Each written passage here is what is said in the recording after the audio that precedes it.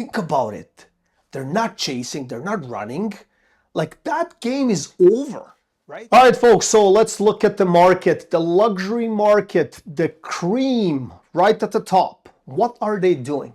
And we know by data that they're losing money, tremendous amounts of dollars, hundreds of thousands, even millions are being lost as we speak in Toronto, GTA, and across entire country of Canada. So why is that? I mean, they have the know-how, they have the money and the funds, they can maneuver, they can shave off things, they can move, they can build, they can project, they can save time, right? Because money saves time also, right? So I have a couple of points. We'll look into that, what is actually happening. But there's a bigger problem.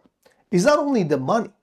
The new generation is losing it completely. They're not in the same bubble as their mother and father and their grandfather and stuff like that. Like, they're completely looking at the world through different lenses. Think about it for a second.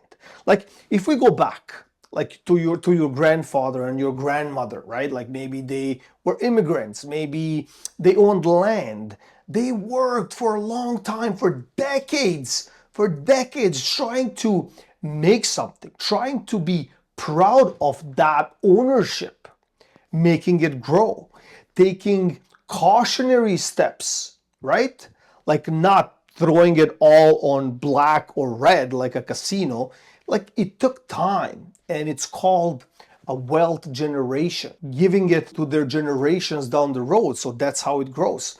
But I think we're in the crossroads right now, and I'll get into it in a second because I had to take some notes. But look, people are the new generation, I would say. It's not that they're smart or not smart or dumb or whatever. They're just looking at through a different lens. They don't want to be tied to brick and mortar. Like, they don't want to experience that square footage in a way how our ancestry did it. They want to travel the world.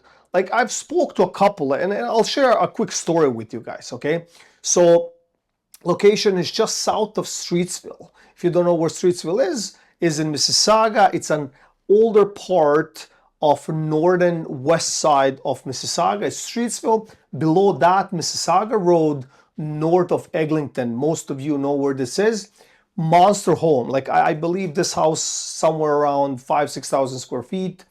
And we kind of had that, not a debate, we had a conversation, and I told him, I'm like, look, maybe your kids will love to inherit the house, okay, one day, and they probably will. But I don't think that they will not enjoy, but they will keep the house. They will sell the house. They'll probably go into something smaller, buy something smaller, and they'll travel the world.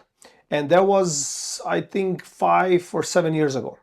And they said, well, it's not going to happen because everyone loves, 5,000 square feet, side entrances, big basements, pool, fences, this and that, right? So now the time came. And I spoke with this gentleman again, and he said, like, my kids are nuts.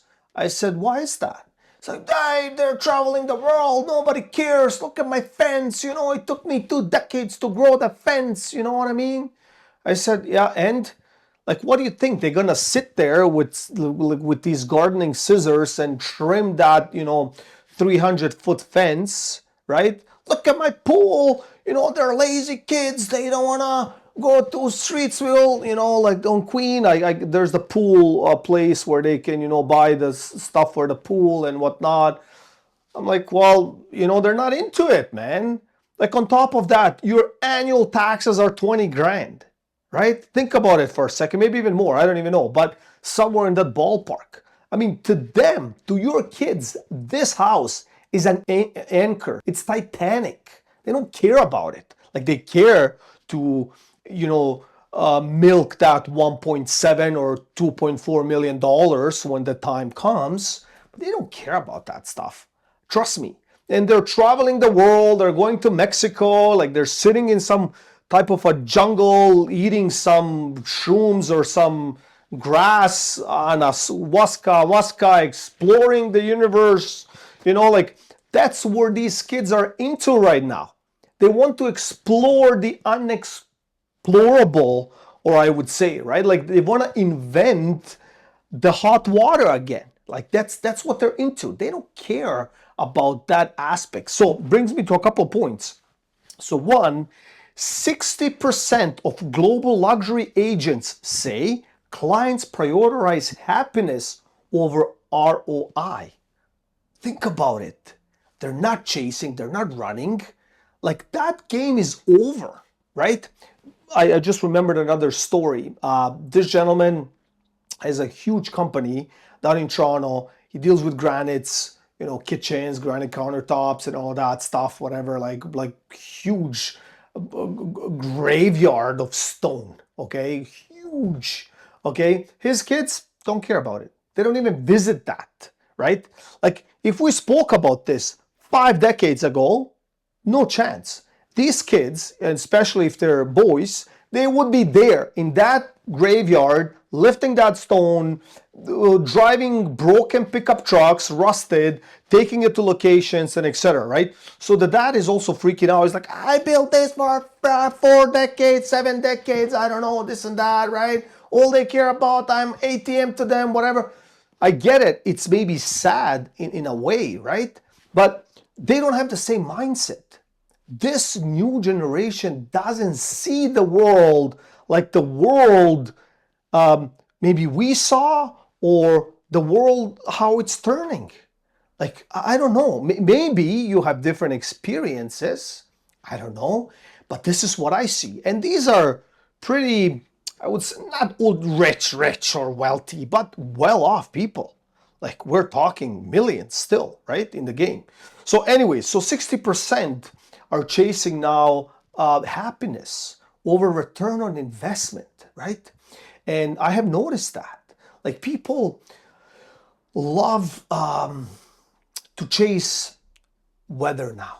Like, I've noticed that. They want to be beside the beach. They want to be headache-free. I think we abused or maybe used the .com era of internet and screens and all of the above, right? Like social media. Like, people want peace. Like, like I know some people that already are gone to Costa Rica, to Panama, to one of these islands, whatever, right? And they're walking barefoot or whatever.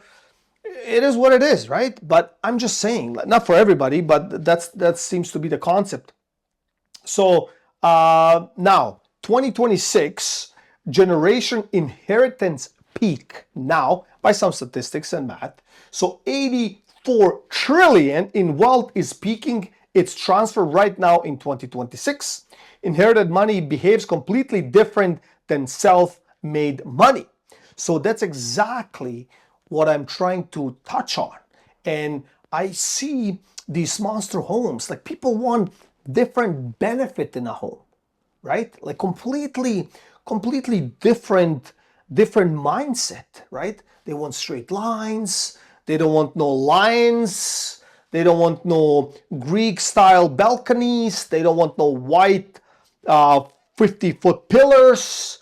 They just don't want that. They want the sleek, peak, the technology. They want to be able to turn their air conditioning when they're flying across the world. They want to be able to monitor their coffee machine when they're not at home.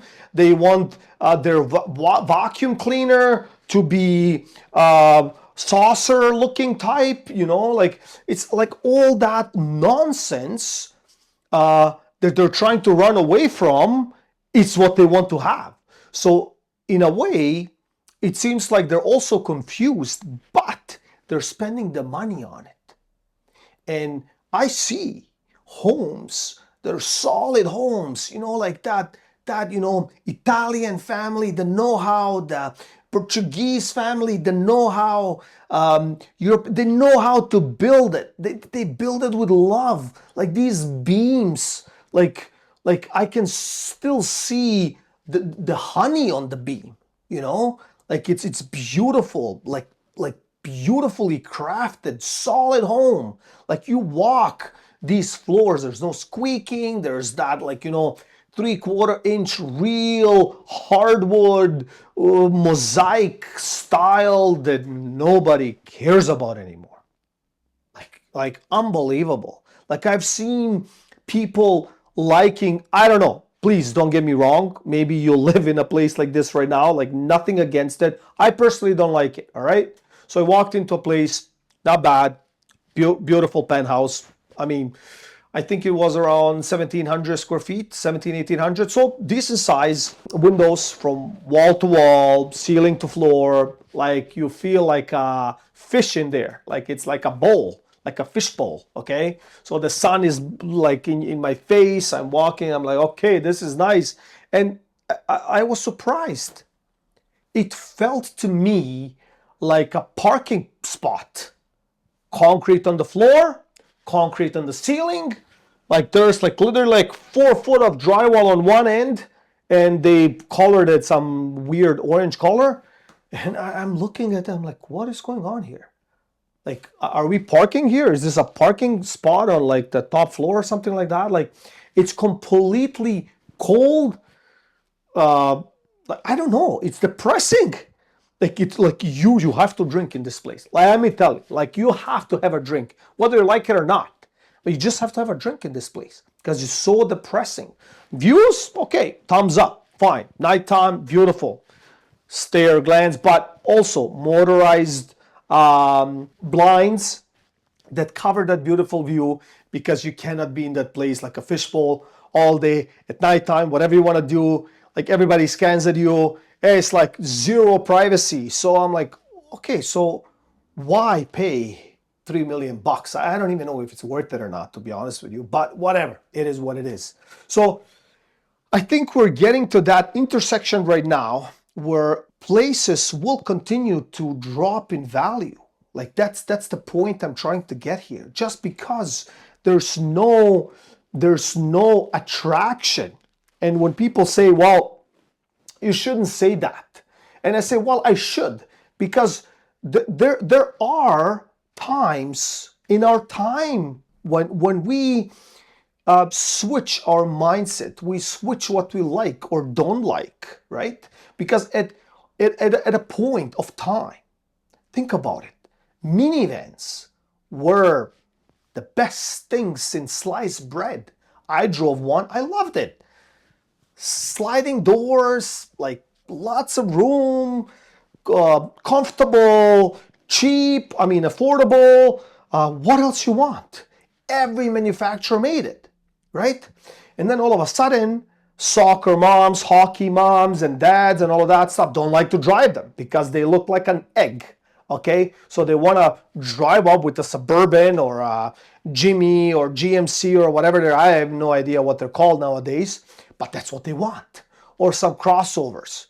It's not a sedan, it's not an SUV, it's like, what is it? Like, I don't even know what it is, right? Apparently it has some beautiful LED lights, but it's useless, right? Because the 6 and 7 seats, the third row, like you can't sit. Like maybe you can fit a small dog, like a poodle, okay, or something like that, because the roof lines are so slick and I mean, it's a 2-seater, okay? So, but anyways, that's what's I would say selling. So that's why minivans are almost obsolete.